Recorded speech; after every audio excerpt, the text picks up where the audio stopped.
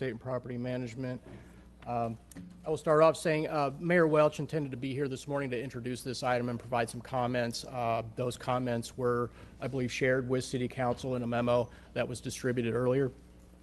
The presentation that we have for you this afternoon, I'll go through the option agreement, the terms of that option, where we're at now, and also provide a recap of the terms of the lease and development agreement.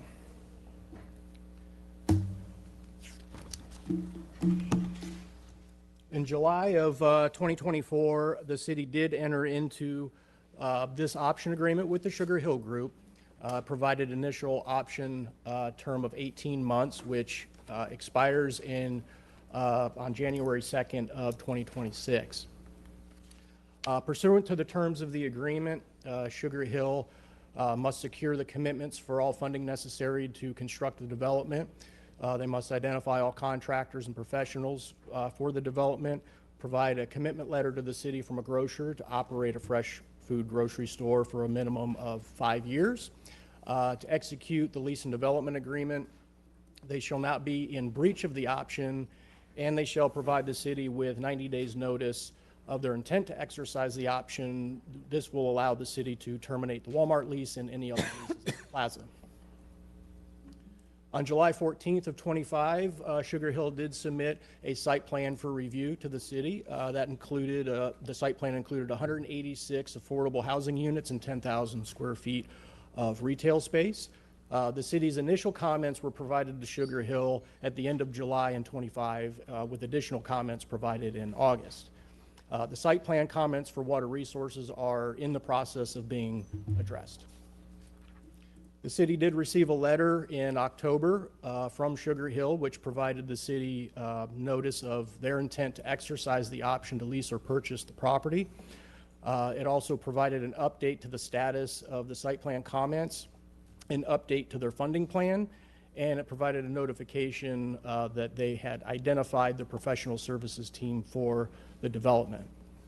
The city notified Sugar Hill through subsequent conversations that it had not yet met the option conditions required for exercising the option to enter into the lease and development agreement. Pursuant to the terms of the option, any extension of the option term is subject to City Council approval. It does also require Sugar Hill to submit a written request to extend the option no later than 60 days prior to the expiration of the option term. The city did receive a letter from Sugar Hill dated October 30th, 2025, requesting an extension of the option term for a period of 1 year. On October 5th of this year, the city staff did meet with Sugar Hill to address the deliverables required pursuant to the option. This discussion included the status of the financing requirements, site plan comments, and the status of the requirement to secure a grocery store. Also on November 5th, Sugar Hill provided the city with a proposed term sheet dated October 7th, 2025 from Boston Capital Finance. And on October 11th, Sugar Hill also provided the city with a letter dated of the same date from National Equity Fund outlining certain terms and conditions for providing equity capital to Sugar Hill for the development. The LOIs are conditioned upon and subject to verification of the development budget, lease-up schedule, pro forma, operating statements, ownership structure, and Sugar Hill applying for and receiving low-income housing tax credit, among other conditions. Both LOIs assume a contribution of CRA dollars from the city in the amount of $11,160,000, and a contribution from Pinellas County of the same amount.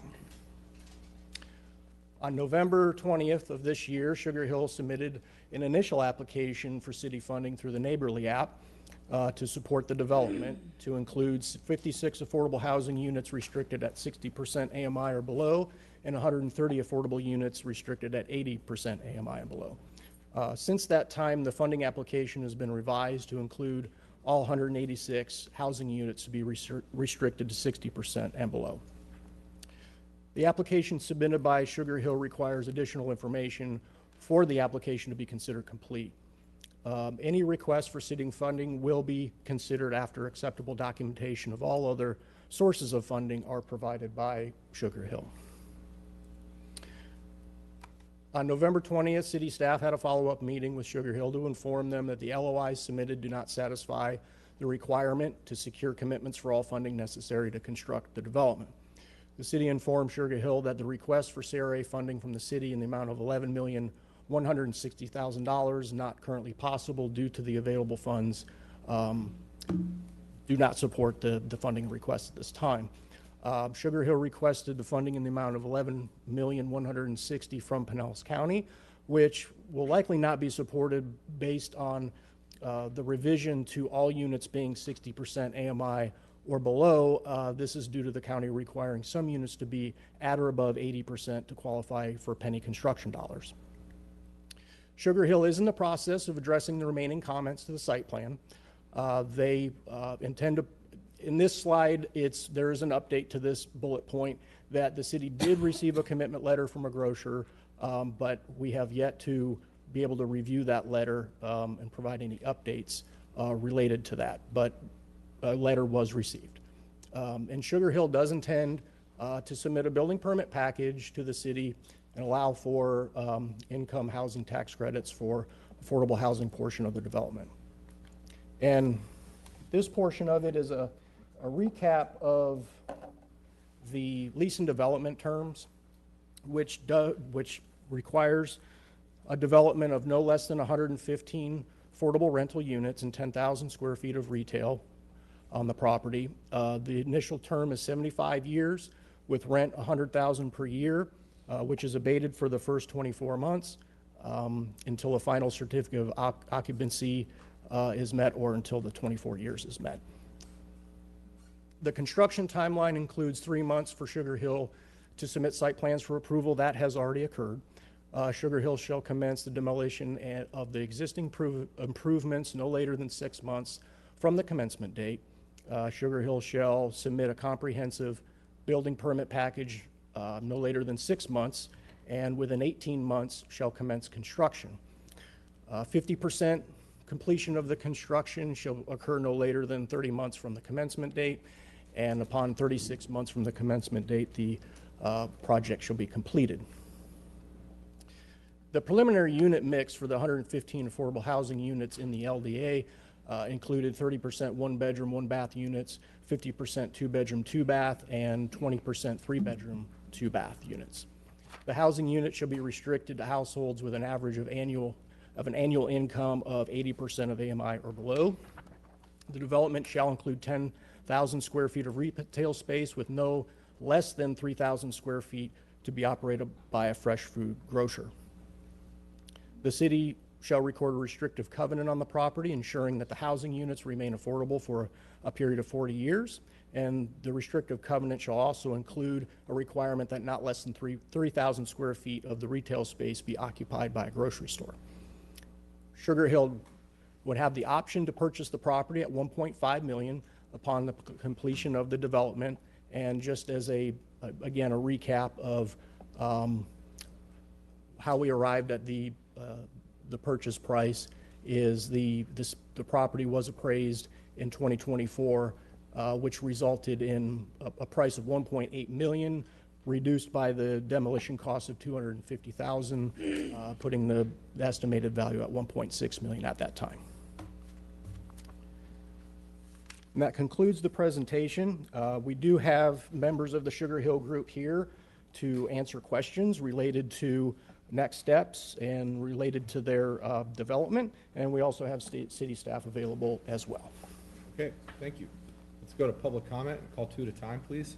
The first two speakers is Ron Diner and Derek Cooper. Please go to either podium, state your name and address for the record.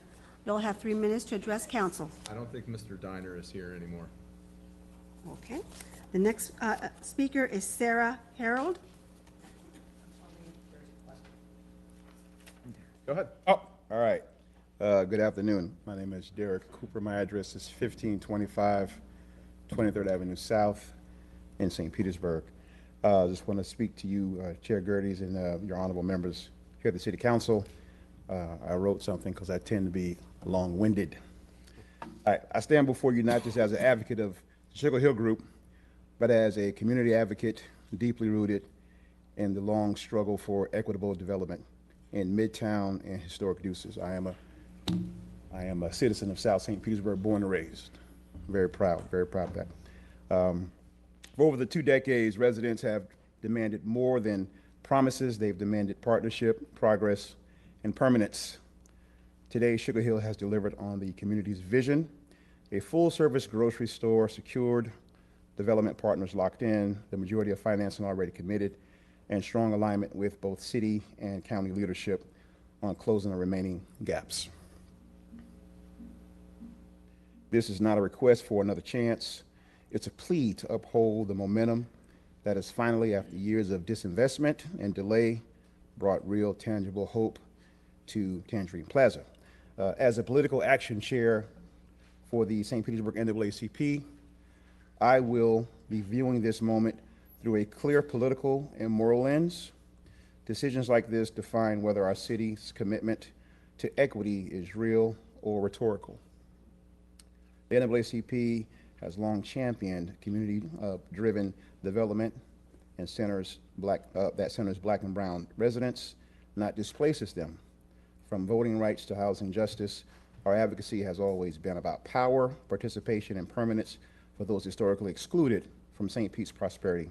Approving this extension affirms that the council stands with the people who have stewarded the Deuces through the decades of systematic neglect.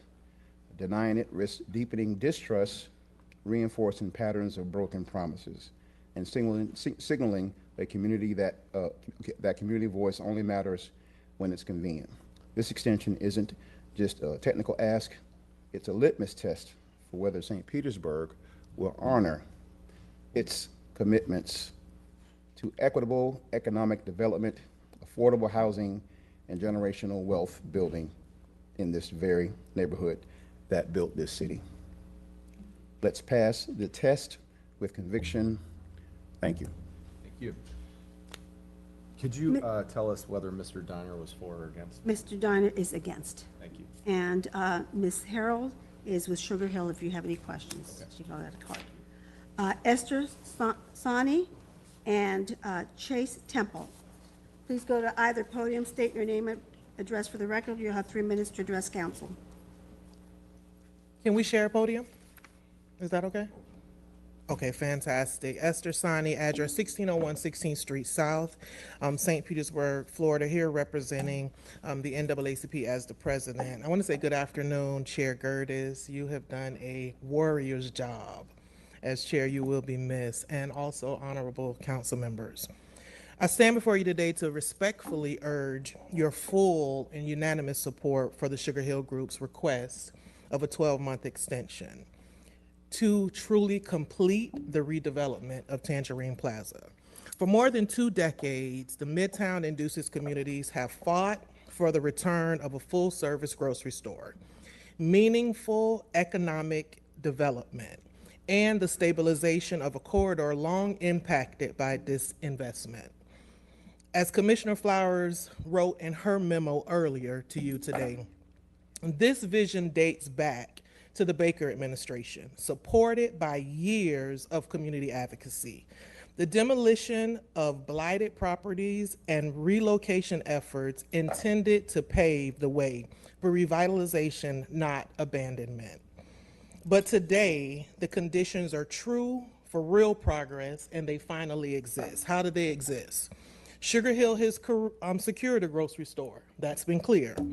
They've secured the development partners. They've secured the majority of the financing. They're simply asking now for an extension to move forward with the additional piece of finalizing the remaining BUD funding, both with the city and Pinellas County. We all know, because we've seen it across the city, true transformational community-serving development takes time. It needs flexibility, it needs partnership. I want to name the ones that have come before you before who have received this. Fairfield Avenue, Ed White Senior Housing, Orange Station, the Science Center, you saw them just last week, Thursday. Each of these projects required amendments, redesigns, revisioned finance structures, and extended timelines beyond reaching viability. Sugar Hill's timeline is not an exception. It is entirely consistent with the realities of building affordable housing and mixed-use projects in today's market.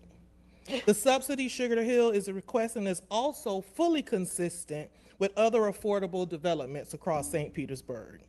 I want to simply say we recognize, and I know that this has been a topic of conversation, the service that Positive Impact has provided, but food distribution cannot alone compensate or comprehensively meet the needs of our community. We need units and a grocery store. Absolutely.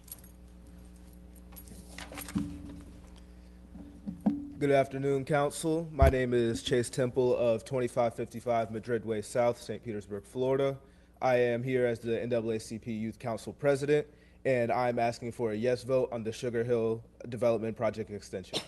There is an immediate need for affordable housing in St. Pete, and there's a need for a stable food source in this neighborhood. The Sugar Hill Group has been proactive in securing a grocer to fill this gap in the community that this community desperately needs to combat food insecurity. And doing so, it provides an opportunity for economic development within this neighborhood. It is no secret that the cost of living in St. Petersburg has caused people to move out. And it is important that you have a commitment to affordable housing so young people like me can afford to live here as they find their footing in in this amazing city that we call home. And I'm asking you to support this community's needs by securing their development, and to support the youth needs to offer affordable housing for the Sugar Hill Group will provide that. And I'm asking for your flexibility by voting yes for the extension. Thank you. Thank you. Next two The speakers. next two speakers is Senator Daryl's son and also Aki Mohammed Aquil. Please go to either podium, state your name and address for the record. You'll have 3 minutes to address council. Go ahead, Senator. Good afternoon, Senator Darrell Roussan, 535 Central Avenue, St. Petersburg. I stand before you today as the state senator for this area of Tangerine Plaza to voice my support for Sugar Hill Group's request for an extension on the Tangerine Plaza redevelopment agreement. Let me be clear, no one wants or relishes in delay, especially in revitalizing this important Midtown anchor. Not the city, not the residents, not even the redevelopment team. But if an extension is what ensures that the promised affordable housing and wealth-building opportunities are actually delivered, then it becomes not a setback, but a safeguard for the community we serve. I strongly support the mayor's rationale for extension as detailed in his memo to you of December 10th. I also strongly stand in unison and support with Commissioner Dr. Renee Flowers in her email to you earlier this morning. At the end of the day, I urge everyone involved to keep the focus where it belongs, on the people, not politics, not power plays, but the unmet needs of Midtown families must drive every decision we make. The mayor refers to long-standing neighborhood advocates who want to see local partners succeed in shaping the future of their own corridor. I have been such a long-standing advocate. For the time I advocated that Midtown should secede from the city of St. Petersburg if they weren't going to return tax dollars to the community. In fact, former Councilman Ernest Williams said, "Who died and elected Roussan mayor of Midtown?" Then I sued some drug lords for maintaining crack houses on Queensboro Avenue, took the property and determined by listening to the people that there was an unmet need of a grocery store, and we built it. For the reasons stated, I support this extension so long as it deepens accountability, strengthens community benefit, and ensures collaboration, moving us closer to justice and opportunity that this neighborhood deserves. And in closing, I was standing in a packed courtroom when Judge Florence Foster looked at me and said, "What are you going to do for your client? He's had 7 violations of probation. He's had 7 chances." I looked down and said, "Come on, Holy Spirit." I said, "Well, Judge, I had 8. If there's one more, give it to him." Thank you. Thank you. Please, no applause, please. It's not the same. Sorry. Thank you.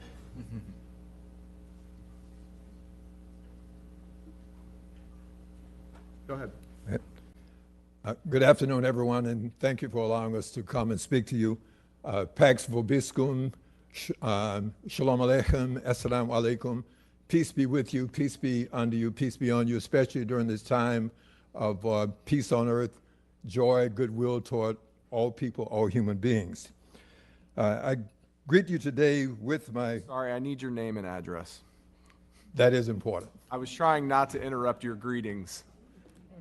Askia Mohammed Akil, 4730 6th Avenue South, St. Petersburg. Thank you. I had first intended to read into the record and read to you the letter that I sent to everyone, but you already have it, so there's no need for me to read that. If anyone here wants to hear that, get in touch with me. I'll be more than happy to share it with you. I decided that instead I would first offer a prayer, and I've had the privilege of coming and opening up your meetings with invocation. So I feel very comfortable speaking in the tone and manner in which I am. So I greet you with a prayer for peace and mercy and compassion and grace and justice and joy and prosperity and equity and empathy and good health forever to all of you, to all of the citizens of our city, of our county, our state, and our country. History is important. For example, I am a native of St. Petersburg, born here in this deep South city in a state that was the 3rd to join the Confederacy, secede from the United States, and fight in our Civil War. Growing up here through my childhood and young adult years, I witnessed firsthand the inequality, injustices, and of segregation, racial discrimination, oppression, second-class citizenship, unjust laws, denial of opportunities based on differences in skin color, culture, and economic status. Members of my family and myself and I helped break down those barriers here, and that fight only ended recently, and in many instances it's still ongoing. I won't dwell on much of the details, but I want to just point out, for an example, we're talking about an extension in time. In 1954, the United States Supreme Court declared that separate but equal was unconstitutional. In 1964, 10 years later, I graduated here from Gibbs High School from a totally segregated school. In 1971, I testified in federal court in Hillsborough County before Judge Ben Krinsman, who said in 1971 that the Hillsborough County segregated schools were unconstitutional and it was time to do something about it. So things do not always happen as quickly as we would like. Thank you. Thank you. Next 2 speakers, The please. last speaker is Dr. Renee Flowers. Good afternoon, Good afternoon. Honorable Chairman, Vice Chairman, and honorable members of council, and to all of those that are here on today. I greet you as an individual, even though I'm a Pinellas County Commissioner. I'm not here to represent the commission, I'm here to represent myself, so I wanted to make that clear. I'm not going to rehash the things that I wrote in the Commissioner email. Flowers, I need your address, please. Oh, it's all over.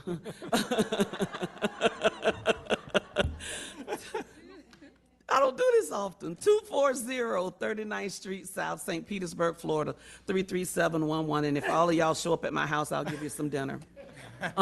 Thank you, Commissioner. But I'm here today in support of the Sugar Hill proposal. I've sat in your seats here in this very chamber. As a matter of fact, an individual that stood behind this very same podium, I took to task when they asked for $2.5 million more to be able to complete the project for gap funding. So I've been in your position where you're looking at things that have been said prior and you've given deadlines. and you expect individuals to stick to those deadlines. But I also know, and so do you, that sometimes things happen when you're moving through contracts and negotiations that you can't control, whether it's permitting, whether it's financing, whether it's changing members of the team to move the project forward. Things happen. And in this instance, some things have happened. But the one thing that has stayed consistent are the players that have wanted to see this project succeed. In 2000, it was Reverend Louis Murphy and his wife. It was Senator Roussan and his wife, Ernest Williams and his wife, Mindy Ligon and her husband that came together and said they wanted to do something on that corner. On that corner were houses that had been abandoned and were being used as drug facilities. And for the individuals who lived in the remaining houses that were there, they were living in squalor. Those persons were provided financial remuneration to relocate. The property was demolished, and the building that you see now, or the buildings that you see now, are as a result of that hard work. Reverend Louis Murphy has never given up the dream, and nor has that integral group that that facility needs to remain in the community, but it needs to also serve as an anchor for the entire 22nd Street corridor. Applying for the Main Street application, I was a part of that as well.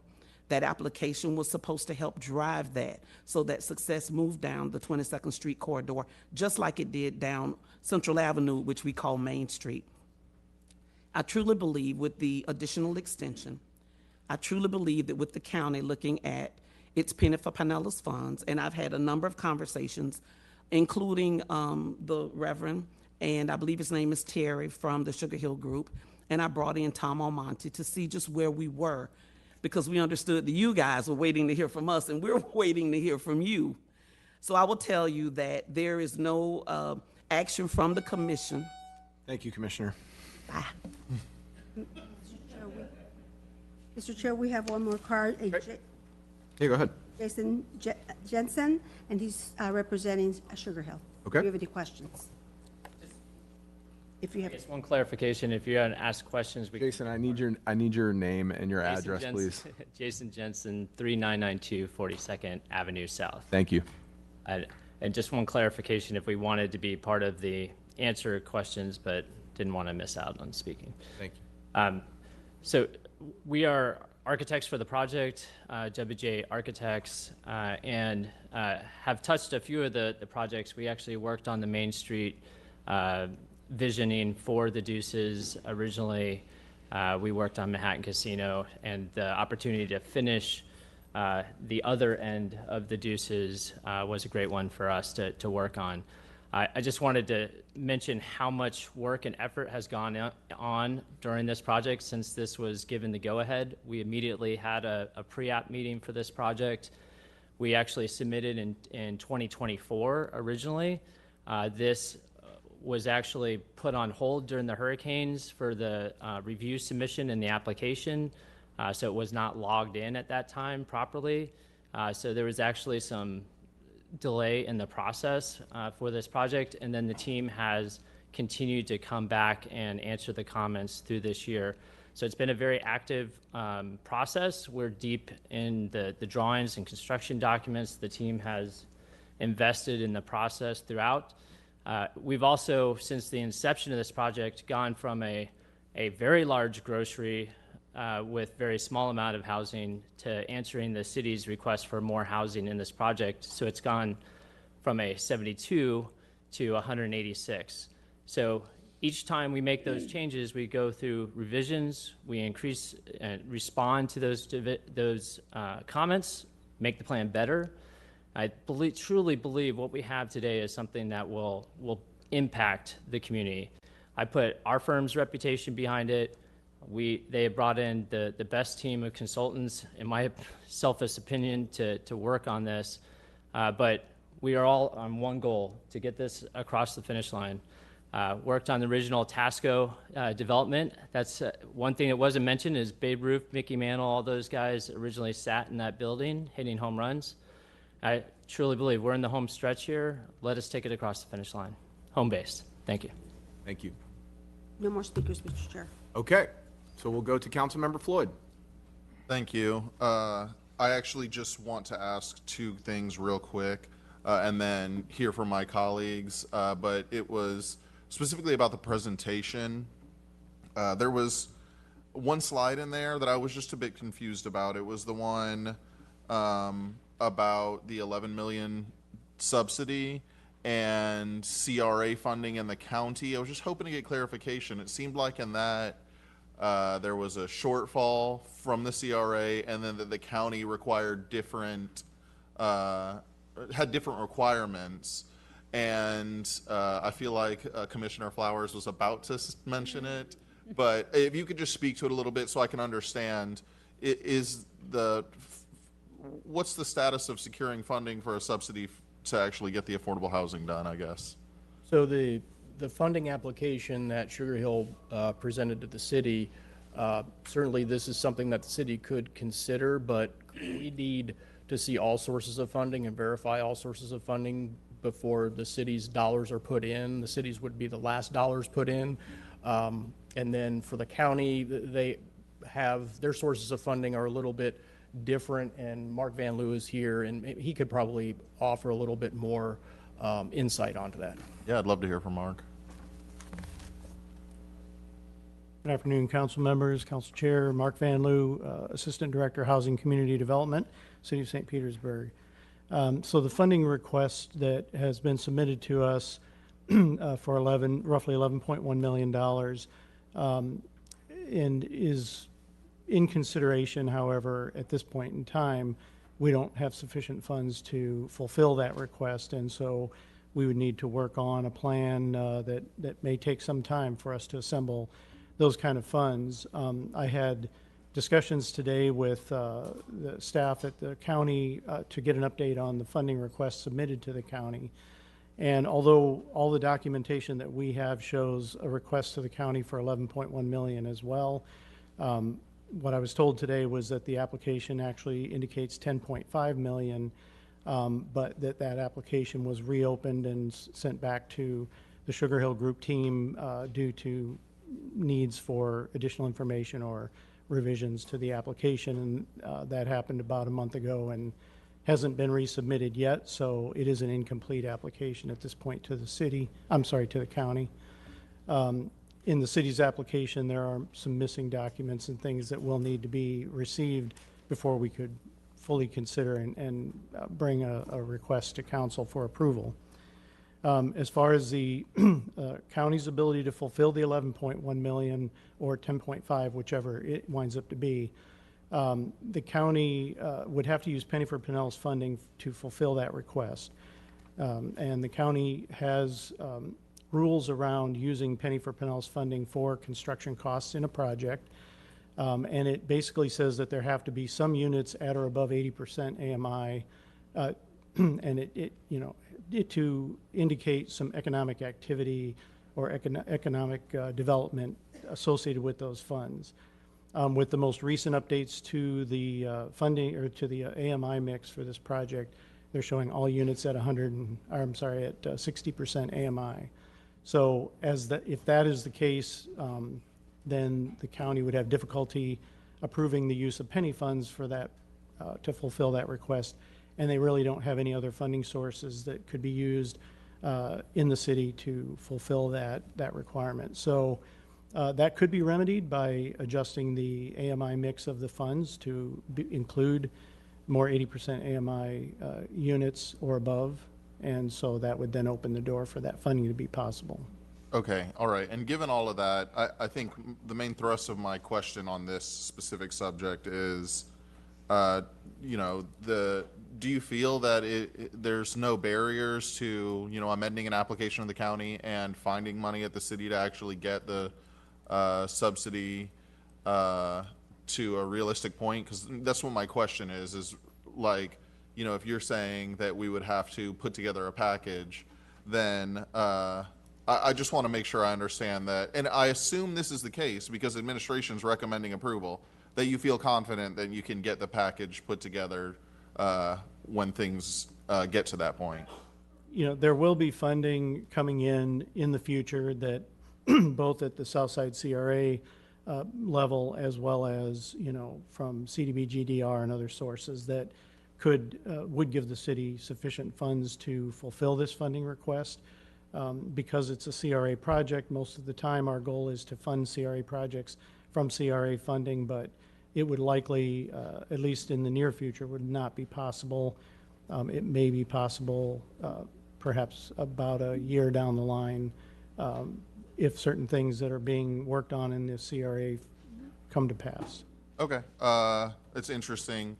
From what I'm hearing, it sounds like if the extension wasn't being asked for, then we would be in a trickier situation on our end to getting it accomplished. But because of the extension, it sounds like you feel confident you'll be able to put something together. Okay, I just wanted to understand that aspect of it. I want to hear from my colleagues and digest the conversation more. But that slide, I just needed clarification on. So I'll leave it there for now. Thank you. Thank you. Councilmember Harding. Thank you, Chair. Mark, can I ask you a couple more questions? I realize that this issue is much more complex than a piece of land and normal affordable housing. And I am absolutely, I would like to continue the direction, but I need some questions answered. And to be fair, I have that much respect for Mr. Binger, and I know Pastor Murphy personally, and find him to be nothing but a gem for his community. But at the end of the day, we're not here to talk about them building something. We're here to talk about how do we get to a point where folks in that community can walk to a grocery store tomorrow. That's the focus of this. And so I would like to go in a little bit further depth on the funding end. I don't know, and I'm not sure who might be qualified, but I'd like to start with the LAHTC credits. Are you familiar? I don't know the process. I'm familiar with the concept, but what is the likelihood of we've been working on this for 18 months and we haven't accomplished this yet, and I don't know why or what path we've followed. But is this a reasonable path that the Sugar Hill Group can find this and get it done in this amount of time? And from what you've seen so far, will they qualify? So my understanding from what we've seen so far on the financing stack, the plan is to go for 4% tax credit bond financing. That is a non-competitive source of funding through Florida Housing Finance Corporation, and it is open on an ongoing basis to apply. I know that after encouragement from the city, when we met a while back, the Sugar Hill Group did reach out to and have discussions with Catherine Driver at the Pinellas County Housing Finance Authority, who would most likely provide the bond funding to match, to get those tax credits. I have also spoken to Ms. Driver, and she indicates that the HFA in 2026 will have sufficient bond funding resources to fulfill their request for bond financing, and that would open the door for them to apply for the 4% tax credits. So I think the chances are pretty good, but they will need to confirm all sources of financing and funding for the project in order to make that application and get that through. Okay, so that there's enough money in that fund for the year, and you have a level of confidence that this is a path for them. Yes. Okay. Back to the county funding. The Sugar Hill Group has the best advocate in the world sitting behind you, but the rules are still the rules. And so can you be more clear on in order for them to qualify, they would need to change the mix of the project itself, which can be done. But if that is done, how big is the fund, and what's the likelihood that these funds are available and that this project qualifies? And does it need the support of the city as well? I'm not sure how that process works. Yeah, so typically, just take the last part of your question first. Any project in the city of St. Pete that is also seeking county funds, the county typically wants to see the city's commitment of funds first, prior to taking their funding request to the BCC for approval. That's not a hard, fast rule. It's just a general way that they operate. There have been a couple of cases where they've gone to the BCC for approval of funding on a city project prior to us coming to City Council for approval, but they also, they wanted to know that we felt confident that we were recommending approval and that it would likely be approved. So county is typically looking for the city to commit funds first. The Penny for Pinellas funds in the county does have the ability to provide funding for construction costs for a project, whereas the city Penny for Pinellas funds cannot be used in that way. And the county has determined, and county legal has determined, that due to the statute and the rules around Penny for Pinellas, in order to use penny funds for construction costs, there must be an economic development element to a project. And that's determined in the county's eyes by the AMI levels and/or targeted audience for development. So that's why they say that there have to be at least some units at 80% AMI or higher, and/or that it cannot be a senior housing project. Side note, when I was with the county, I kind of argued against that mindset because I think that seniors and those earning, below 80% AMI represent a big part of the workforce and the economic viability of our community. But those are the rules, and they're based in statute, and that's how the county is interpreted. So that's the rule that would have to be met in order for the county, under its current rules, unless those rules change, to be able to use Penny for Pinellas for construction costs. There is sufficient funds in the Penny for Pinellas program and coming to the county for, use to be able to satisfy this funding request. Okay. Good afternoon, James Corbett, City Development Administrator. I just wanted to add on to something Mark said, because the questions about the funding and availability, I kind of just want to make the nexus, and obviously Mark is the expert here, but the county requiring some of the units to be 80% actually helps with us, because if right now, the agreement says that there's an average of 80%. In the recent submission, Sugar Hill has all the units at 60% or below. If they were to increase some of their units to 80%, that would qualify them for the county funding, but would also reduce the subsidy needed from the city. So it actually is a win-win if they were to adjust the mix to include some 80% units. So it actually helps in both ways. It reduces the subsidy needed from the city, and it also helps qualify for the funding from the county. Thank you, Mr. Corbett. On to the city, which I think completes their capital stack. You said that that 11.1 million that they've included in their pro forma is not currently available, and some things would have to happen, and it's possibly available in the CRA. Can you elaborate on that? And is any of that money committed? That future CRA money that's coming in, had it been committed to anything? And how long would it be before that money is available? Would it meet their timeline? You want to speak to that? I'm going to let James Corbett speak to that. Thank you, sir.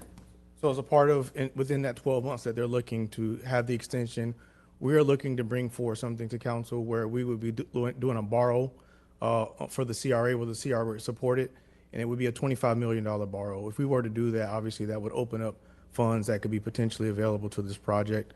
Obviously, we're not ready to do that yet, but that's what we would be looking at to help fund that gap in the next fiscal year. Okay. All right. Thank you, sir. Thank you, Mark. So my thoughts have been around that concept, that the end of what we're really talking about is how quickly do we get to the point where someone who lives in that community walks to a grocery store. The rest is important, but not as important as how quick do we get there.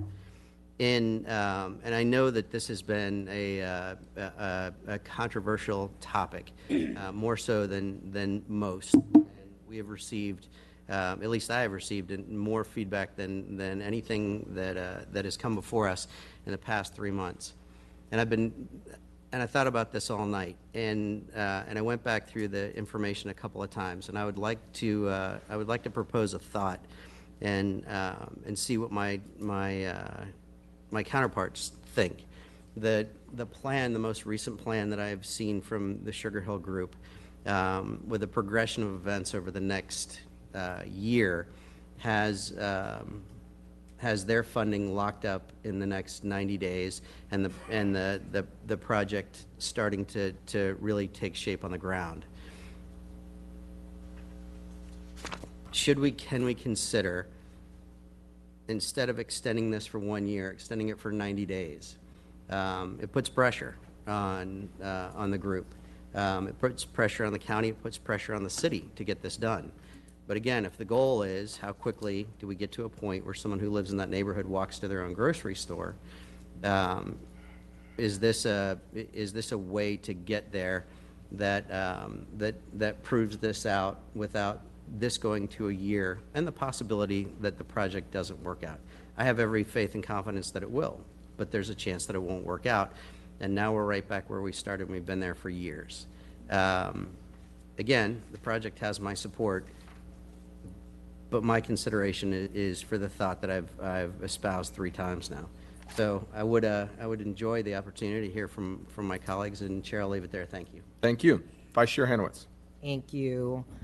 Let's talk a little bit about the letters of intent that we have and legal. The letters of intent, they're not commitments. Is that correct? I believe I would defer to staff on their interpretation of what they would consider a letter of commitment. Yeah, Council member, I can address the question. These letters, sometimes called letters of interest, sometimes called letters of intent. These are a starting point when applying for funding.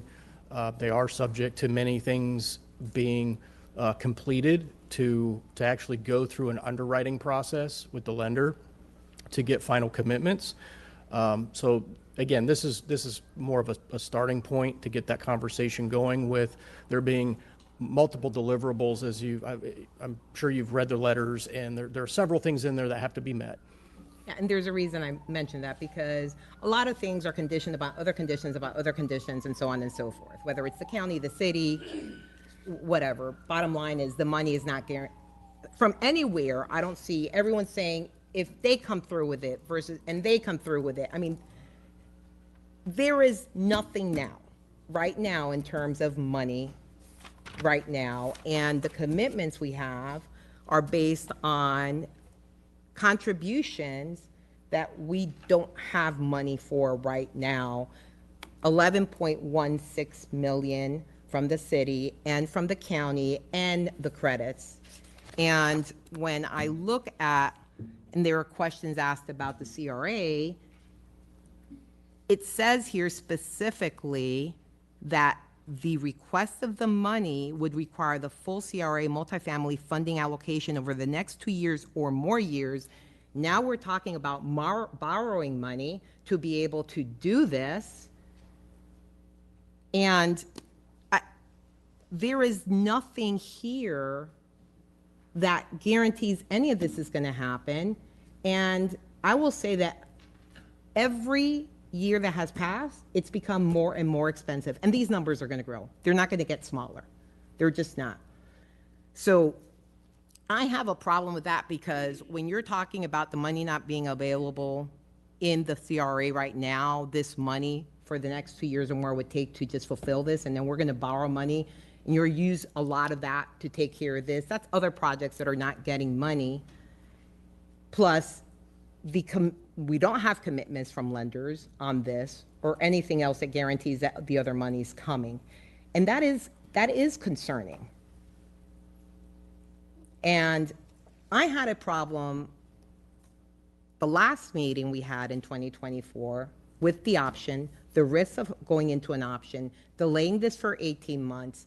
I've voiced those. I'm not gonna reiterate my issues with the option. But when I look at this, and I understand what people want. Look, people don't like my position on the raise. I had problems with certain provisions of contracts. I mentioned those. And it's fine if people want to go forward on something because they want it to happen. But contractual language and commitments and having funding actually coming, really, it's not just based on hopes and dreams. And I do have concerns. I had concerns with the agreement originally. And there is nothing here that has been provided that has changed from then to now. And that, I would like this to, however it turns out, to succeed. But we have an option for 18 months, and it's been 18 months and nothing. And I just do not see, even from all the documents that are here, letters of intent, there's nothing here for me that shows that this is gonna happen within the time frame of another year. And then what it sounds like is we're gonna try to borrow money or do other things to actually make it happen. And that, it's not there. It's not there for me. So I'm interested to see what other council members say, but when you're talking about funding for these type of projects, and this is not just the only project, there are other projects in the South St. Pete CRA and that may be in a point where they're off the ground or not, and in the future, and we don't know. That's the other thing. We are talking about things in the future that we don't know are gonna happen.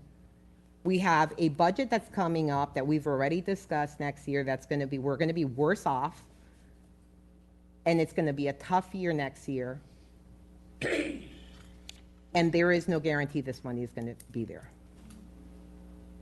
So, that's all I have to say for now, thanks. Thank you. So, Chair, if we could, just a couple comments. I mean, one, just to be clear, we're not here asking for funding today. No, I right? understand. And we can go back and we can work on our strategy on how we might fund different things. You know, this is, for us, not much different than when the Fairfield development was approved, and then we came back at a later date and we requested the funding. Also, I would just say, just to be clear, that I did brief council in January of this year on our intent to potentially borrow from the CRA. So that shouldn't be new news. And I think Mr. Corbett and his team recently briefed council on that as well. So we continue to work on that. But we thought that City Council was aware of that approach. So if that's news to you or a surprise, I apologize. I didn't, and to be clear, and if I may share. go ahead. Sorry. To be clear, it wasn't that it's a surprise to me. It's like we were talking about this project and an option that we have that's towards the end that has not had deliverables, and this idea that has come up about borrowing money in the context in general, not for a specific project, in general, okay, I'm having a problem applying that under these circumstances. And I'm sorry if I made it seem like I didn't know that you were coming up with that idea, but the reality is that you have that now is being used to push and say, okay, well, then we could use that. So that's all. Thank you. Thank you. Councilmember Gabbard. Thank you, Chair. And I think my question is specific to the mix of the 60 to 80% AMI, because that is certainly, I think, causing some concern over the ability to get county. So I don't know who on the team, on the Sugar Hill team, wants to address. Chair, is it okay if, so I guess Mr. Gross, if you want to take it, and you can always call in back up if you need. So my question, because we're having this conversation about you can't get county money if there are no 80% units that are involved. But on 1120, there were still 80% units, according to the backup, and then it was changed to be all 60% units. Why the change? And is this as simple as just switching it back? To some degree. Gross, would you mind just introducing yourself? Forgive me, by now I should have not been flunking that test. Oliver Gross, 8500 Northwest 25th Avenue, Miami. And Mr. Chair, thank you, and to our commission, I thank you for the opportunity this afternoon. But to answer your question, Councilwoman, I think in terms of, again, when you're talking about affordable housing and we're talking about in terms of the market that we again target, in industry terms, anything below 80% and below is still considered affordable housing. And then there's a distinction made between affordable and workforce housing. And generally what happens when you're structuring these deals, you can have a deal that's all 60% units, or you can have a unit mix that are 80, 60, and sometimes even lower than that, sometimes even higher than that. But the caveat is that they all need to average 60% AMI. And so I think in terms of, as we were working in terms of financial engineering the project, looking at those different unit mixes at the end of the day. So again, I think that's the essence, the origin of that at the end of the day. But you're serving, again, I think, the opportunity, and we saw that as not necessarily a bad thing relative to the county wanting to have the higher AMI units, because again, I think as community builders, and when we look at revitalizing neighborhoods, I think we've all seen, again, the results of just concentrated poverty. So here's an opportunity for you to deconcentrate poverty with all 60 or below per AMI units at the end of the day. So I hope I sort of answered that question. Yeah, absolutely. And I mean, philosophically, I think everyone here would like to see units that are targeted towards lower AMIs. We've had that conversation numerous times. And so I applaud your efforts at trying to really bring down those rates and making sure that we can serve as many individuals as possible in those lower AMIs. I applaud that, and actually, I mean, I'm really happy to see that that was your intention. Unfortunately, it's now creating challenges with funding because we need that layer and that stack, and the county has specific rules. So I'm not even saying that it needs to go back to exactly what it was, but I think a commitment that there can be a different mix that could meet county requirements, recognizing that they are going to require 80%. And I also heard Mark say that if there are more 80% units, then that drives down the city subsidy as well. And so that makes better math, that helps that pencil better. And you know, our housing team's done a really good job at educating city council on how to pencil affordable housing deals. And so while we have what we want philosophically, if that doesn't work mathematically and we need to come up with a different mix, I would like to hear your commitment that that is what you are willing to do. Well, that is our commitment, Councilwoman, and to each of your colleagues. This is what we do. Again, we see ourselves as community builders. Mm-hmm. And so these are not just financial transactions for us at the end of the day. That which motivates our involvement in this deal, in this particular project, is that we see a tremendous transformative opportunity to be a catalyst for the revitalization and redevelopment of the Deuces corridor. And so, again, whatever it takes to be able to make that happen, that's what we're in for. Yeah. The realities of it is that affordable housing is a challenge. It is hard. We have a saying in our company that hard things are hard, but it does not mean that they are impossible. And so we have been intentional and deliberate about doing this, and we will continue to do that. We've spent hundreds of thousands of dollars to date as we stand here. So we have not been idle since the approval that you granted us back at that point.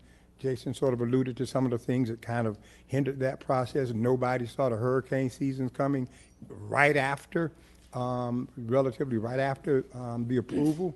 And so we have been intentional about doing those things that pushes us forward.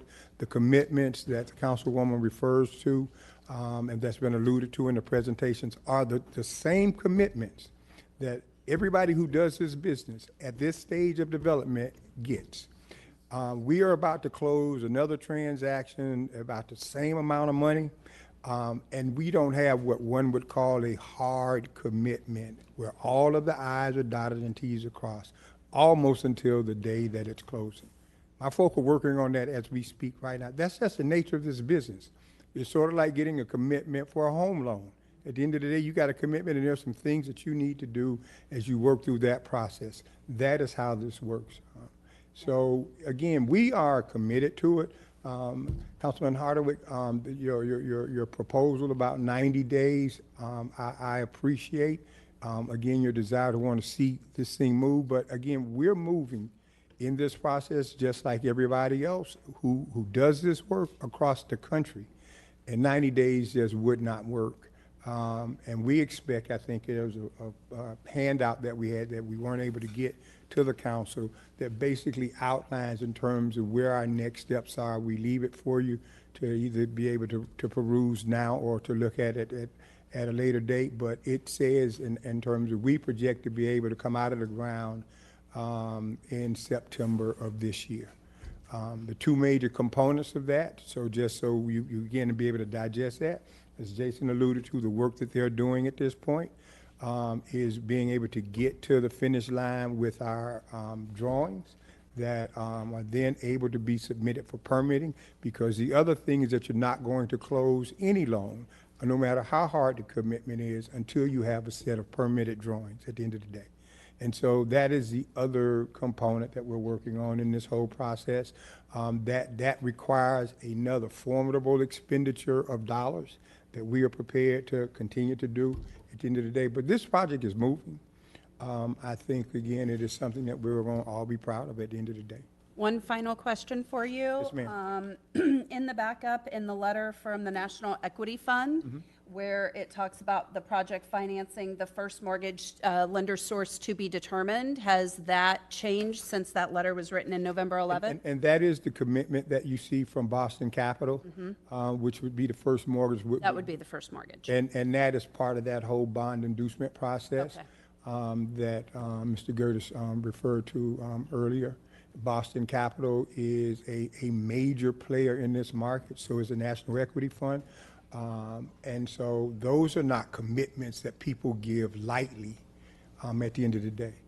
We've done over $500 million worth of development. We've never not finished one. We have at least $300 million in the pipeline as we speak. We're closing in the next 60 days approximately $160 million in financing as we speak.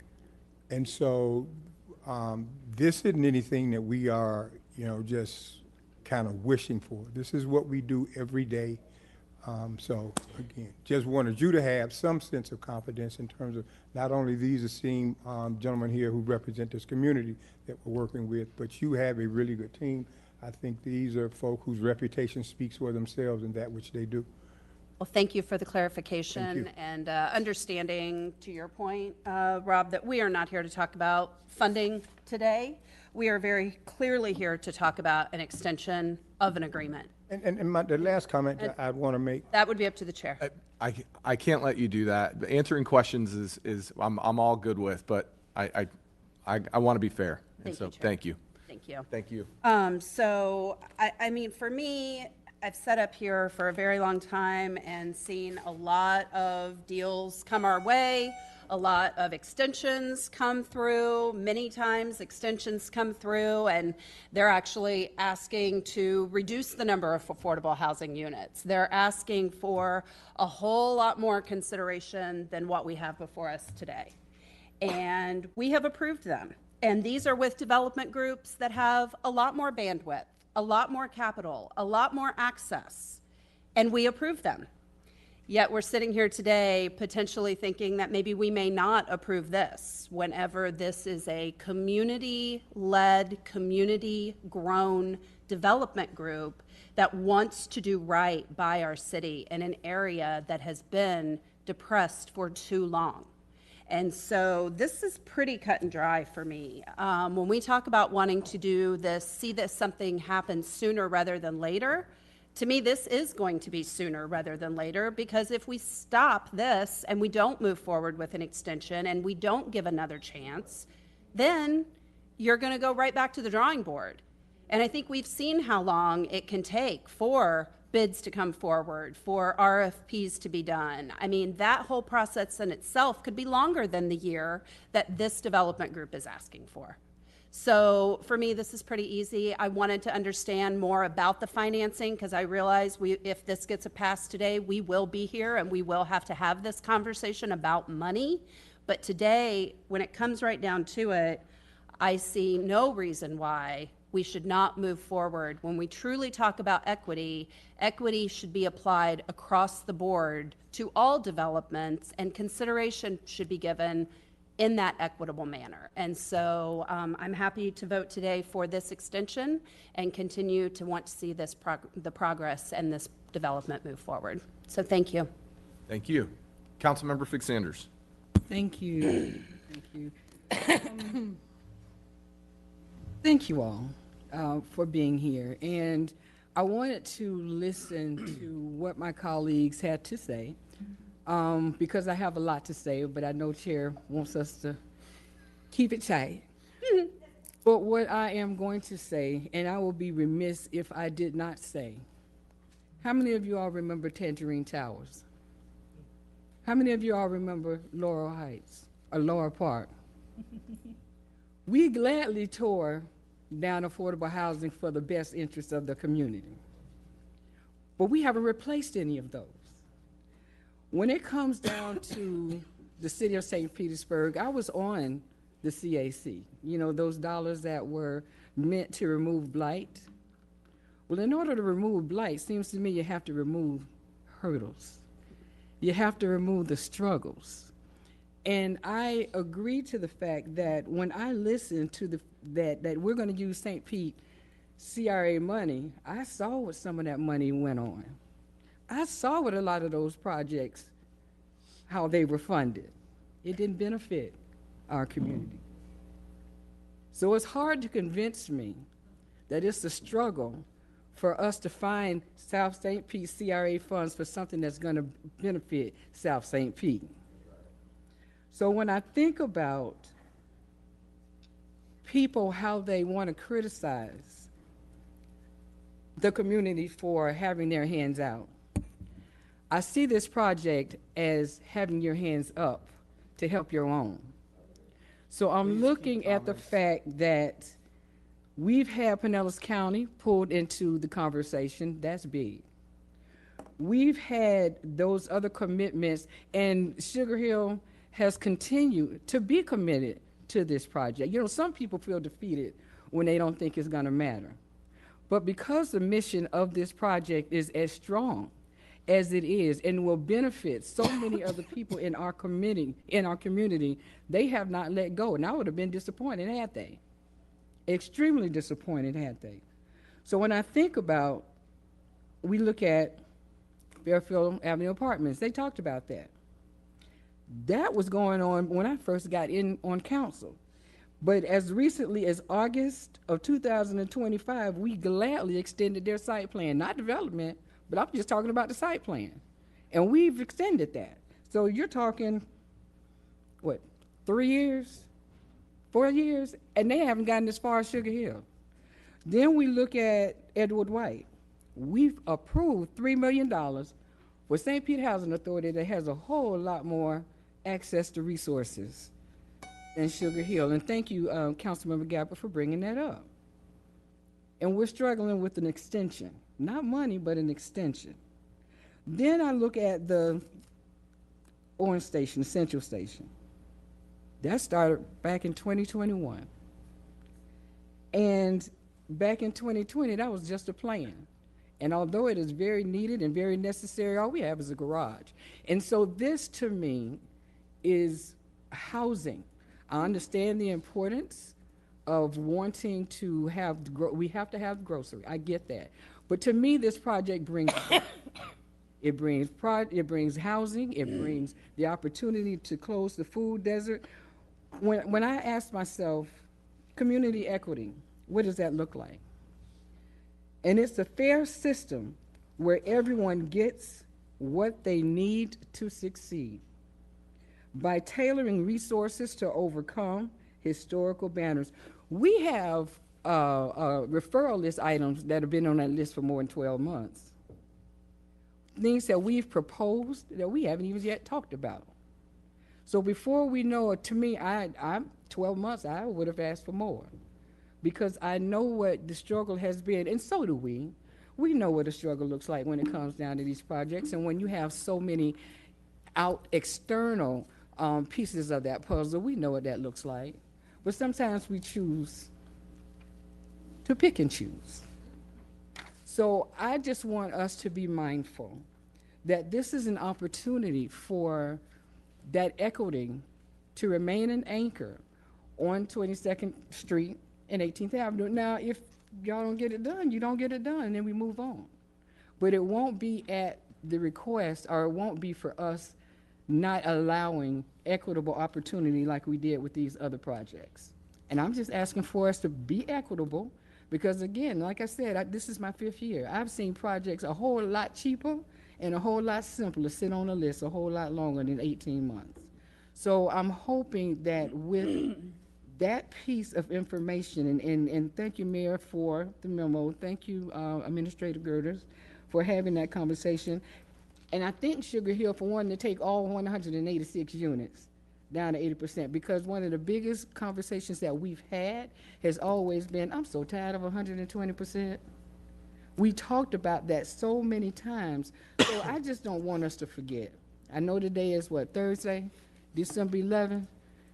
Maybe something different next week, but today I want us to mind the fact of the matter is this is an opportunity for us to 10 toes down. If we say that we're committed to equity, then let's do that. Again, to me, removing blight is removing hurdles. And again, thank you for making it very clear that this is not about money. And it's really going to be on the Sugar Hill group to go ahead and make it work. But I understand that everything that we set out to do, other people are not on the same rail as we are. They're not on the same timeline. And when you partner, you have to do just that. You have to partner. And although we would love for those that we're working with to move like we do, it just doesn't work like that in the real world. It's not a reality. And I just don't want us to forget that you're just asking for an extension. So I think it's easy to hear the fact that I'm going to support it because I've looked at all the other projects that we have supported. And I would just think that it would be, as we say, equitable to show the same to the project. Thank you, Chief. Chair. Chief. Thank you. Chief now. Next title. I know. This is Went next from time. one title to Not another. sure I know. want either of them. Councilmember Driscoll.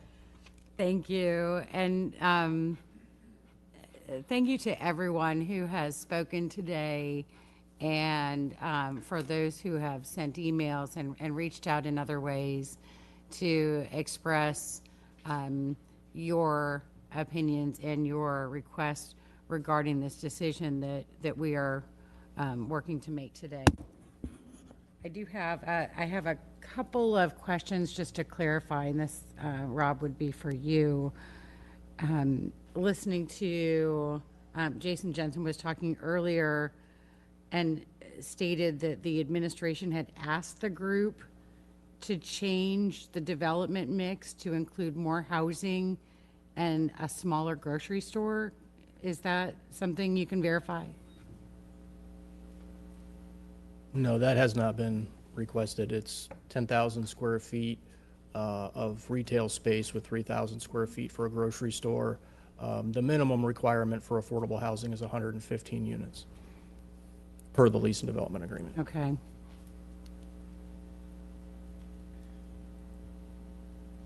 It's difficult when you're trying to take everyone's comments into consideration. Getting that clarity is important. Did the administration receive a copy of the letter of commitment from a grocer that the mayor mentioned in his letter, that a grocer had been secured? That was also mentioned by someone else, and that there was in the memo from November 26 from Administrator Corbett, it said that the Sugar Hill Group intended to submit a letter of commitment from a grocer. Do we have a copy of that? Because it sounds like it's done. We just received the letter Why doesn't City Council, did you send it to City Council? yesterday. I'm sorry? The letter was received yesterday, and staff will need to review, and we'll provide that information. So it hasn't been shared with City Council? No, it was just received. Can you share with us the contents of the letter? Anything about it? Do you have the name of the grocer? I have not fully reviewed the letter. Taste of the Islands is the grocer that is named in the letter. No other details? Okay.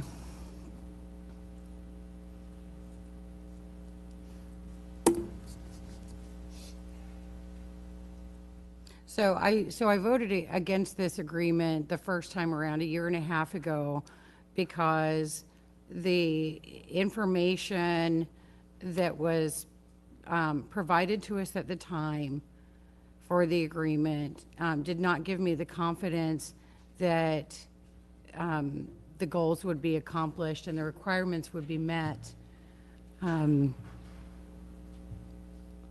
And at the time, you know, we were told then a year and a half ago that the agreement was needed in order for the group to get site control, because then they'd be able to get the financing and they'd be able to secure a grocer.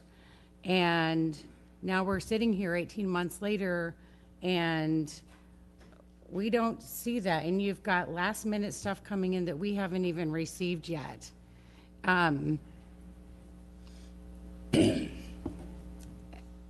And I got to say, the way that we've been receiving the information about this and the very, very, very last minute nature of this and the fact that there are documents that we still haven't received about something that we're being asked to vote on today, it's really not fair that you're even asking City Council to take this up right now. It means, and it looks like, everything has been thrown together by all sides to get this in front of us because this is the last meeting before the agreement expires. It's not fair to anyone.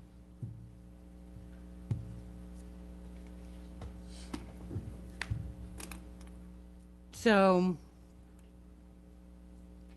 when you have the financing not secured, when you have a letter that we haven't seen,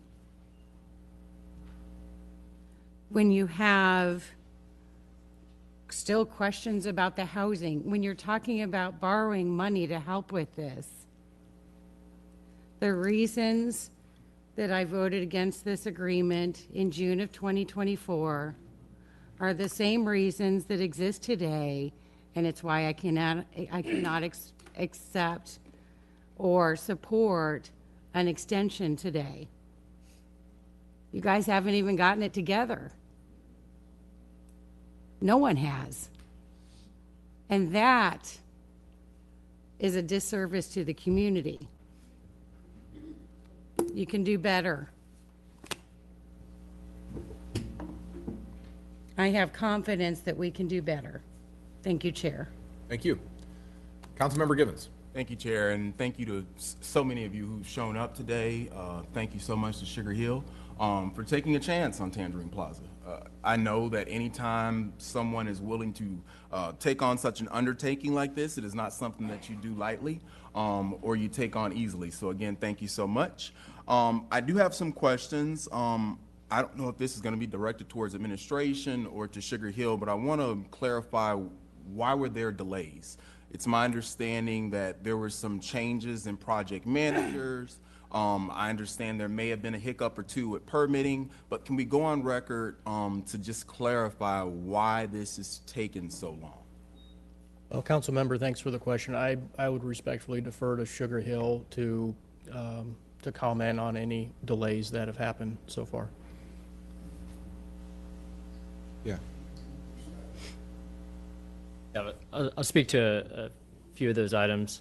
One, the comment regarding the grocery store size was referring to pre-option where there was asked to have a larger grocery with a lease in place that could not be accomplished until site control, which brought up the site control issue. So that's a pre this particular option standpoint. The process, the affordable housing site plan approval is a pseudo permitting process. It's robust in the nature that it goes through engineering, it goes through different departments, and is getting more comments than a typical DRC submittal. So in a way, you're doing a lot of pre-work during that process, and you have to get that approved before you can really get into deep on the construction documents because, say there's a major change in exactly where the building is on site, you can't move forward with construction documents. So when we started directly after the option, we scheduled a pre-submittal meeting directly after that. We put together a package and was submitted. For some reason, it was not logged into the system for the development and was not issued to the different departments for review from that standpoint. So hurricanes hit in that same time period. After, obviously, permitting was inundated with work at that point, we realized we reached out. We have emails contacting, hey, where is this? And then that came out. So then we re-engaged the process this year to go through the process, and then it was logged in, and then that started a formal review process, but we lost a few months in that period. And I appreciate you, Mr. Jensen, and that's been my frustration, is, we are expecting that developers will come to the table prepared and ready to execute and go vertical. But what we don't anticipate is that we on our end as a city will not be prepared to do our jobs. And again, when you have developments like this of such a large scale, it's important to recognize that you all are depending on us to follow through. So if there was a failure on our part to upload documents, to review permitting or plans, again, that is something that I think should be clearly spelled out. Councilmember, I can respond to that if I may. So yes, there was a site plan approval submittal on, I believe, December 26th of 2024. And then within days, while we were out on holiday, I was informed by Ahmad Zachary, who was the original project manager and who submitted that site plan approval, that he had left New Urban Development and was moving on to a different role. So after the holidays, I reached out to the Sugar Hill Group team to say that, hey, this had been submitted. Were they behind it? Is this still a good site plan to submit for approval? I was told at that time in January that they were in fact making changes to the site plan, significant changes which have actually occurred since that time. There's been a reorganization of the buildings on the site and some other changes. So I explained that I couldn't move forward with the site plan approval until I had a valid site plan to support that. They were in the process of looking for someone to replace Mr. Zachary to lead the project, and I think that happened around, or at least I was informed of it in about March timeframe. And we had some conversation about the fact that, the previous submitted site plan apparently did not align with the plan development. That was confirmed, and was told that they were working on that new design, would get it to me as soon as possible. That was provided on July, I think it was 17th of 2025. It was resubmitted with a new site plan and all of the backup data that matched that site plan. And then we processed accordingly. As Aaron Fish mentioned earlier, it was submitted on July 17th. We provided the initial response on July 31st and additional comments and responses in early August. Since that time, we've provided quick and timely responses to submitted information. And in the past 30 to 60 days, Sugar Hill Group has worked on responding to a number of comments from various departments in the city regarding the site plan. And at last check, there was still at least one outstanding comment or question from our Water Resources Department that remained to be answered in order to be able to provide, the site plan approval letter. So there was a delay, but it was due to the fact that what was submitted in December, I was told on no uncertain terms, was not going to be the final site plan, and it doesn't behoove anybody to circulate a site plan that is not valid with backup information that does not match what ultimately was submitted as the site plan for that project. So I just wanted to clarify for the record how I that appreciate played out. that. Thank you, Mr. Can I Van. follow up on just to follow up? Sure. Just to grant a follow up, the object is not to say that anybody misstepped. The object is to say that this is the process, the permitting process. If this wasn't a site plan approval, a regular permitting process, we have regular projects going through permit that are in permit 10, 12 months, depending on the complexity of the project. So absolutely, it's a normal part of the process. What I'm saying is that the project has been dedicated to getting across the finish line on all those aspects. There was a hiccup from the architect's standpoint. We thought it was in review and it would be a revision to that review and the timeline would continue. So that's where the disconnect comes into that on the level of change, whether you start the review or not. But this is just to say it's a normal part of the process, and this part of the process takes a long time. Thank you, and I appreciate that. And I'm not doing commercial housing developments of this scale every day. So this helps me sort of better understand how we got to where we are to this point, and that was the reason I was asking. But I just want to stress the importance of, accessibility, accountability, punctuality, response rate. Obviously, if we were to move forward with this extension, there's some shoestrings we got to tighten, right? Some things we got to get right. And whether it's on our side as a city or on your side as a developer, I just want to make sure the communication is in place so that way we as council members don't have to ask, or you don't have to ask, where is this? Where are we?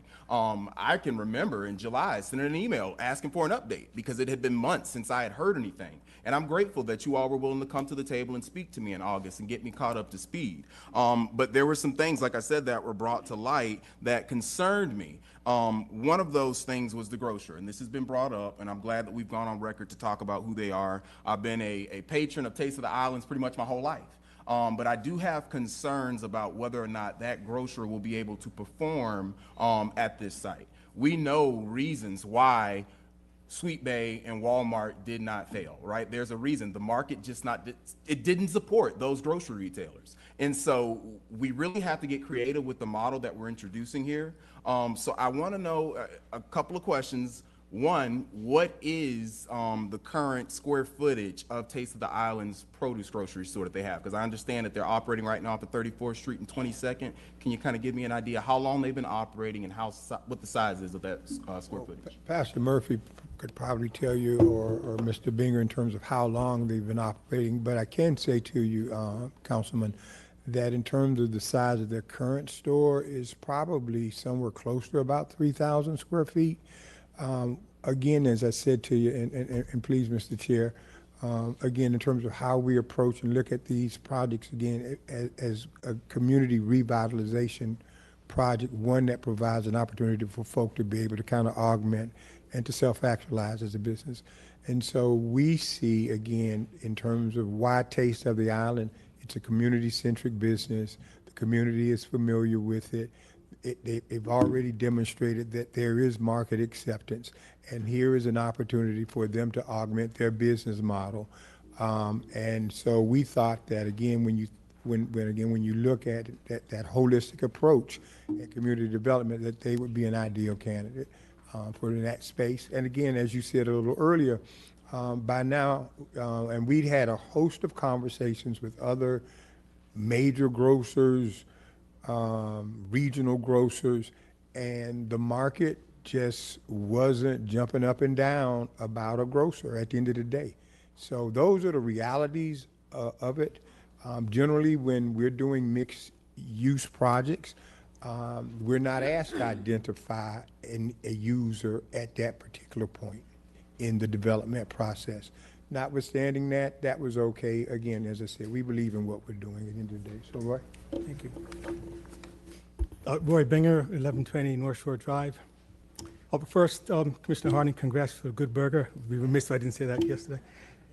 Everybody's stealing my thunder. It was an announcement. Come on. Taste of the Island, I've been around probably over 10 years at least. They just opened up a second store in Port Charlotte called Coronation Market. It's Jamaican heritage. Leo Anderson and his family right now are supporting what happened, the hurricane in Jamaica, and just a tremendous family. But we, and I think Oliver mentioned it, we've been working purposely with other grocers trying to find the right mix. And the attitude that we took, which I applaud from the team, was where Taste of Allen is now and the capacity of where he is now, it's a perfect example of how you can take an entrepreneur, minority-owned business, move them to a brand-new complex. The lease is for 3 years, 5 years, with 2 5-year options, $99,000 first year, and support them. We talked with the St. Pete Free Clinic, and they have a capacity to help provide some lower cost funds to help. The Florida Loan Fund can assist. Foundation for Health of St. Pete is able to assist. So we will help Leo and his family, along with the greenhouse, to how to scale up your business. And he will be a success story. Hope that answers your question directly. Yeah, I appreciate it. And you know, I brought this up before in my conversations with you all. I've mentioned this before in the sunshine. You know, I can't ignore the elephant in the room, positive impact. They have had a model that has been successful there at that site. Now, granted, I've heard people say we don't need handouts, but I've said it before, I don't see what they're doing as a handout, but a hand up. So if there is a model similar to that, you mentioned at the St. Pete Free Clinic or Feeding Tampa Bay or whatever, I just want us to be open to different concepts moving forward. Should this agreement be extended, I do not think that a traditional grocery store model will work there, nor do I think that a grocery store that has not had a track record of operating and succeeding at that location like other partners have, I just want to know if there's an opportunity for us to explore other options. Good evening, Honorable Council. Reverend Louis M. Murphy, Senior, 2551 Tropical Shores Drive, Southeast. Councilman Gibbons, thank you so very much for those questions. Let me just say that Pastor Brubaker and I go back years. We've worked hand in hand on spiritual matters as far as 7 by 7. We've had conversation this morning. I'm very grateful and thankful for that. We're going to be meeting after this, after whatever the council does. We will meet and talk about how we can support each other in doing what we are doing. She's doing a great work in the community. It's needed. The vision of where we're trying to go. This is a starting point, a bookend, a revitalization of the Deuces, of that corridor. And we're excited about it. We know that we can do it. You've heard the facts. Some of them you may not fully understand. Other folks have their thoughts and whatever about it. But we've been in the trenches for a long time. We're committed to our community. We are vested. Our objective is to bring about an effective change within that community, not only through economic development, social, educational, spiritual. And we've been there over 90-some years. I've been there for the past 26 years in that capacity, but in so many other capacities in this city. Council, I came here in 1976 and marched in your Festival of States Parade. And I said, I ain't never coming back to St. Pete.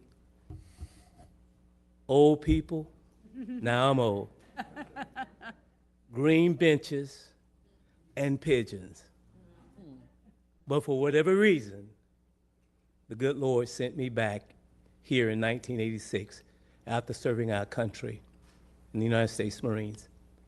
We know what we're doing. We're committed to what we're doing. We've seen the development downtown St. Pete. I work for the St. Pete Housing Authority, St. Petersburg Times, Florida Power Corporation, in the procurement department. I know how our dollars are spent and how they are not spent. So please, I say to the council, help us get across this finish line. Thank you. Thank you, Pastor, and I appreciate you bringing up the work that you were doing at Mount Zion, because that's the type of work that I want to see replicated there on the corner of the Deuces and 18th Avenue. I would love to see personalized support and job training, workforce housing. You know, what you all have done at your church, I definitely think that model could be replicated there. I do think that we are maxing out the number of housing units. I would like to see that number decrease if possible, because I think you all may be taking on a little bit too much when it comes to that. I would love to know, and I think another council member brought this up earlier, but I didn't really get a definitive answer, if you're willing to make that adjustment, so that we can have a mix that includes that 80% AMI to greatly reduce that public subsidy. Because that is a concern for me, is how much we are gonna have to cough up out of taxpayer funds. So I just wanna know, is that something that we're willing to agree to now, or, you know? I'm sorry, Mr. Gross, you're gonna have to come to the microphone. Yeah, thank you. Sorry. Oh, no worries, no worries. I didn't get my jog in this morning. Councilman, I don't think that that's something that we can agree to today, but I think we heard you. And this is, again, as I said, just part of the iteration of this business in terms of financial engineering at the end of the day. And so we just need to know in terms of what the variables, what are the benchmarks that we're trying to shoot for. And then you try to model your deal to be able to make those things work at the end of the day. So that has been our again, I think our position from the outset. Hence, again, as I said to you earlier, it's not normal in terms of doing deals where you have to identify a vendor for your commercial components at this stage of development. But again, having accepted that, again, hearing what was important to the council, what was important to the community, we're trying to get it done at the end of the day. And again, I think the most important thing, and I'll leave it at this, Mr. Chair, is that the thing that has really pleased us, despite the ebbs and flows, is that there is, and we do sense that there is a commitment, a want to, for the council and this city to get this project done. Thank you. And while you're there at the mic, if you don't mind, what's going to happen differently this time if you are to be approved for the extension? Well, it's nothing that's happening differently. We're just continuing as, again, through this process. As I said to you a little earlier, where we are in this process, other than the ebbs and flows and those things that have bottlenecked the process and from the time, these projects take time at the end of the day. But where we are as it relates to financing is where anybody in this process would be. And you know, in terms of getting the LOIs, that's all that folk have when they're applying for tax credits, bonds, Councilman. That's all you have. And I can't stress that enough. That is all you have until the point where you get to what they call credit underwriting and you're beginning to close a deal. And that's normally the last 60 or 90 days of that process. You've got about 30 or 40 people on a call or in a room in a meeting trying to close a deal at the end of the day.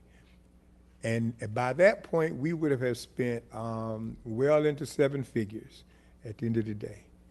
But where we are right now, we're just continuing to push the ball forward at the end of the day.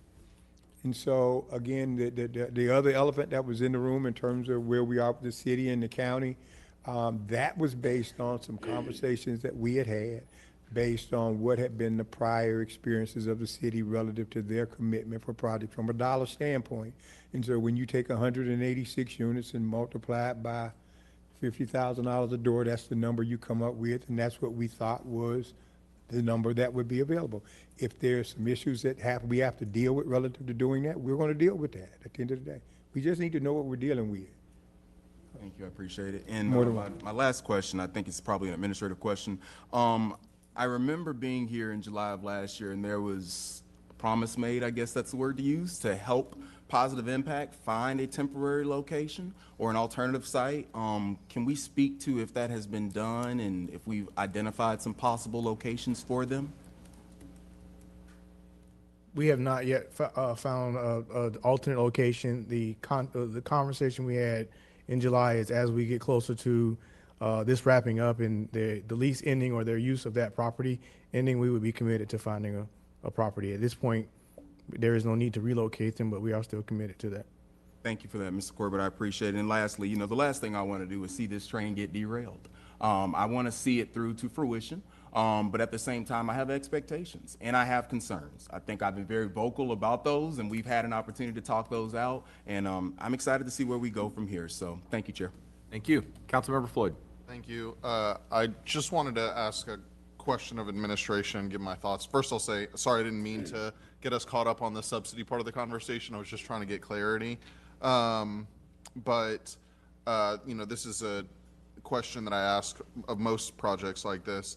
So if this were to get denied today, what would administration's path forward be? Would it be, I mean, I assume going back to the drawing board, deciding what needs to be done at the site, putting out RFPs, bid process, all of that? Yeah, I see you shaking your, Yeah, nodding we yes. would have to discuss it internally, and we'd want to discuss with city council members, but I think it would surely be a process going forward with something different. Yeah, and I ask to get that understanding because I think it's been brought up here before. You know, this is a place where we want to see something done sooner rather than later. The whole corridor, really, that's been a huge part of the conversation. And when we've had other things brought to us, developments brought to us in this corridor and without, that can often be part of the conversation. And look, I didn't support the last thing that we had go on over here for financial reasons, but the same arguments were made about like wanting to see something done, and there was a lot of the perception of a lot of missteps on the way to get there, but now it's happening. And even though I didn't support it, I'm glad to see it actually moving forward. This one I don't have financial qualms with because the numbers that you've given us are very reasonable in the scheme of things. So I'm looking at this through the lens of, you know, these other development projects. It was mentioned in the memo. Councilmember Fig Sanders mentioned it. This is actually not an abnormal process at all, what we're going through right now. So I'm looking at it through that lens, but I wanted to make sure I understood like how long it would take and what the difference would be. I mean, we could be looking at a year from now, we're just getting to a contract with someone else who may ask us for, if we weren't to move this forward, who knows how long it could be before we could even get to a contract with someone else. So I just want to put that out there so that people know that, you know, there's nothing super easy about any of this, and we can't snap our fingers and get it done. That's all I have. I just wanted to put that out there. Thank you. Thank you. Councilmember Harding. Thank you, Chair. I appreciate the input of my colleagues. As you listen, I think you can find that this vote is split at some level, and so I come back to the thought that, and I appreciate and understand Mr. Gross's thoughts on this being longer than a year. But what we're here today to decide is really just a list of an extension for a list of 5 things. And it seems like some of the boxes are already checked. And really what's left, aside from identifying partners to work with, which may or may not have been done already, but I'm sure is in the works, is the commitment to funding. That's really the piece that's left. My assumption, I could be wrong, but my assumption is that's in the works, and in order for this project to really start, that we need to get to that level in the next 90 days. So I offer a third option between yes and no for what we're looking at now.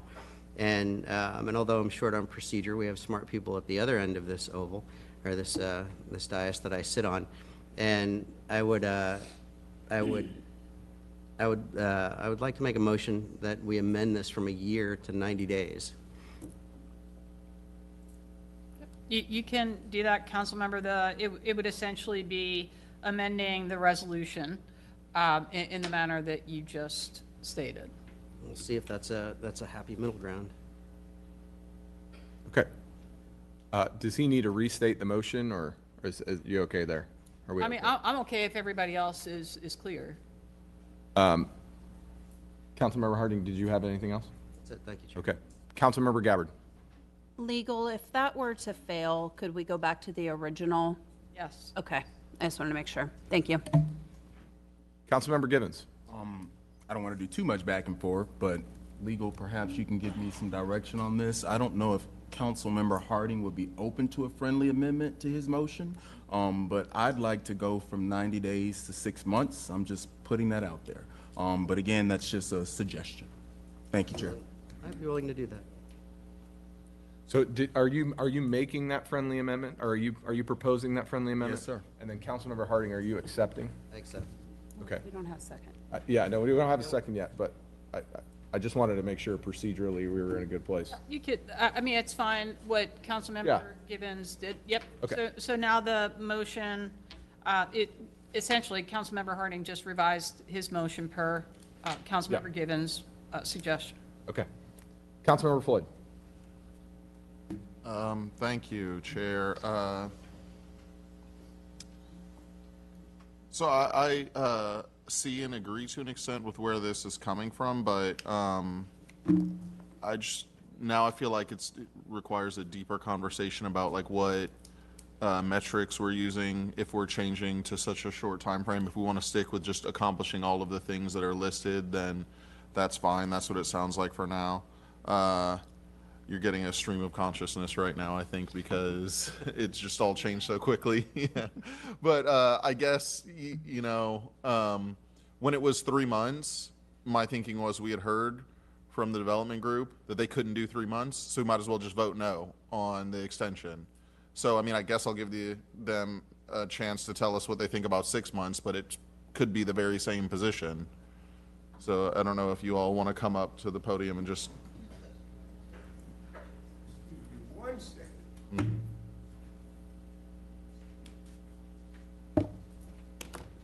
And while they're deliberating, administration, let me ask, the option for a 1-year extension was in the original contract, am I correct? I see. It was in the original agreement of a maximum of 12 months extension at council's sole discretion.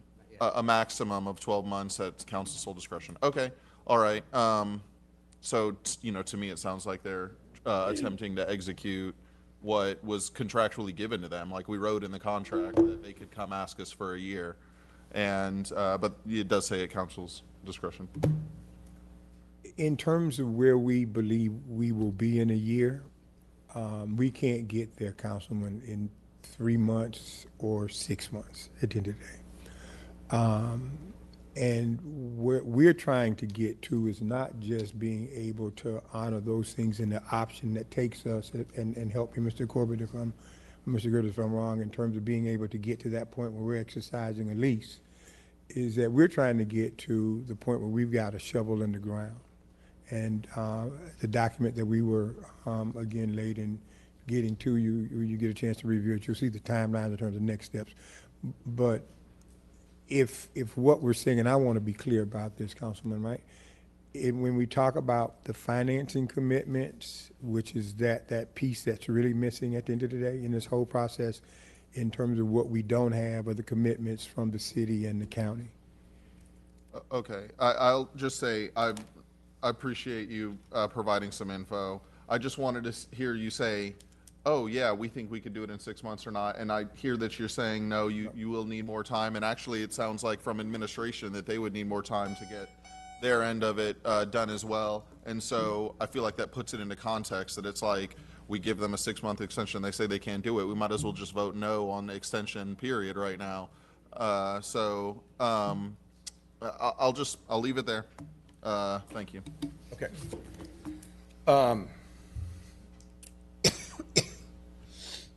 So here's where I'm at on your motion, Councilman Harding. I appreciate what you're trying to accomplish.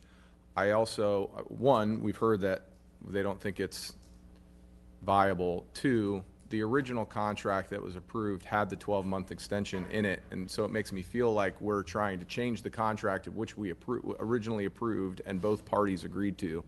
I struggle with that, and so that's where I am there. Here's the deal. I'm going to try to be efficient and quick. First of all, Councilwoman Gabbard, I thought literally, I wanted to echo everything that you said. And so I thought you put it very well. Here's just kind of my two take. You've heard me multiple times talk about starting over. I don't like delays, but I hate starting over worse. And so that's what we would be doing here. And to be honest with you, in the grand scheme of projects in the city, if we're willing to do 6 months, it should be the same for 12. Because when you look at we just put a shovel in the ground at Pelican Place. That was 5 years in the making. And so I don't see it. We approved a contract that had the possibility of a 12-month extension. It just seems like that's where we should be. Here's the deal, right? Progress takes patience and persistence in the city. It's like driving the Titanic. You got to do it at 1 degree at a time. It doesn't turn on a dime. And so it's to turn that ship around is way more than to keep it going forward. I would also very much agree with Councilwoman Fix-Sander's comments about that equity in projects. And so, you know, this group for a long time has been trying to get this done. And I think, again, in the grand scheme, as you look at other projects, and I know it's been said already, that frankly, this is still not a lot of time when you're talking about an organization and a move like this. And so, Councilmember Harding, I totally appreciate what you're trying to accomplish, but I think at the end of the day, if the spirit is we want this group to get it done, then we should be getting it done in the timeline that they've set in front of us, which they think is 12 months. I think that's where it's at. So at this point, I haven't heard a second. So that motion dies for fail of a second. Move approval of the resolution. Second. We have a motion and a second on F3. Seeing as no other council members wishing to speak, clerk, could you please open the machine for voting? Council members, please enter your votes. Seeing as all present council members have voted, clerk, please tally and announce the vote. Mr. Chair, the motion to approve agenda item F3 passes. Please. Council members Driscoll and Hanowitz voting no, and council members Fix-Sanders, Floyd, Gabbard, Gertis, Givens, and Harding voting yes. Okay, thank you.